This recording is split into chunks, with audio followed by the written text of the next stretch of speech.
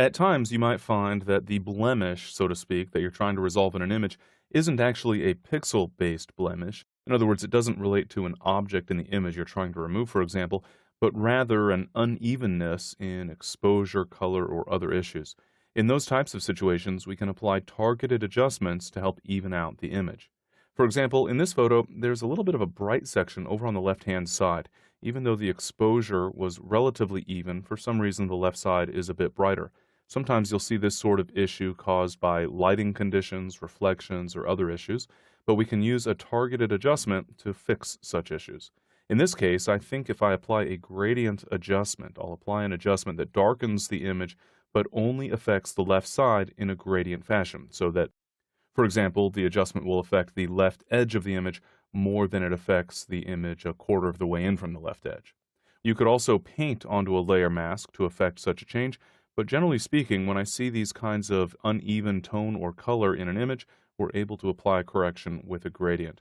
We'll go ahead and get started by adding an adjustment that I think will produce a good result for this image, specifically to darken up the left side of the photo. So I'm going to add a curves adjustment layer. I'll click on the Add Adjustment Layer button at the bottom of the Layers panel, and I'll choose Curves from the pop-up. I'll go ahead and apply an initial adjustment just so that I can actually see an effect in the image. Keep in mind that this adjustment will of course affect the entire image, so it's very difficult to evaluate what you might want that final result to be.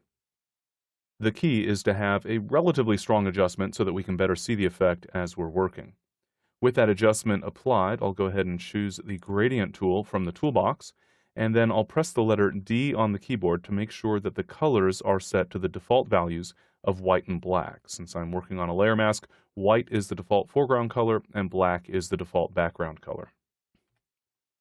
I'll then take a look at the options bar. I'll click the gradient pop-up and I'll choose the very first gradient preset, and that is the foreground color to background color gradient. So you can see that reflects the white and black colors that I currently have established as my colors. And then I'll make sure that among the gradient styles, I've chosen the linear option, the first of those 5 buttons. I'll also check to make sure that the mode is set to normal and the opacity is at 100%.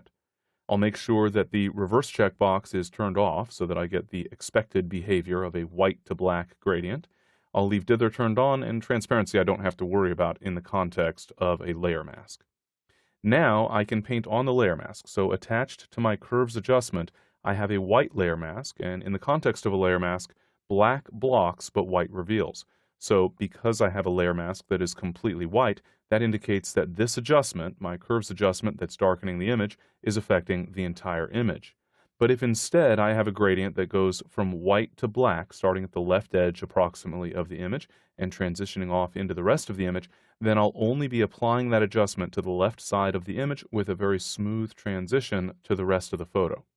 I'll go ahead and start with the gradient that goes from the left edge of the photo over to about that position right there. So I'll simply click and drag across the photo.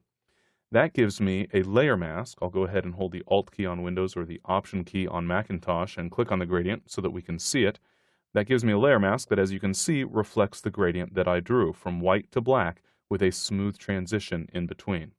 I'll go ahead and Alt or Option click again on that layer mask, and then I'll go back to the curves adjustment. So I'll click on the thumbnail for the curves adjustment itself, and if I adjust the settings for that curves adjustment, you can see that I'm affecting just the left side of the photo with a smooth transition through to the rest. And it looks like right about there seems to be a good adjustment. I'm going to toggle the visibility of my curves adjustment layer off and then on, and you can see that I've now evened out that tonality. Now, once again, I could have used any adjustment layer. I could have changed the color, adjusted the saturation. Any of the adjustment layers that are available could certainly be used in this way. And I could certainly draw the gradient in a variety of ways, or I could simply paint on the layer mask, painting with black in areas where I don't want the adjustment to be visible, and painting with white in areas where I do want the adjustment to be visible. And of course, I can go back and forth. I can refine my adjustment and then go back to the gradient, clicking on the layer mask first, and then clicking and dragging to draw a new gradient somewhere else in the image, for example. But I think in this case, that gradient that I had initially is working pretty well. That gives me a nice smooth transition.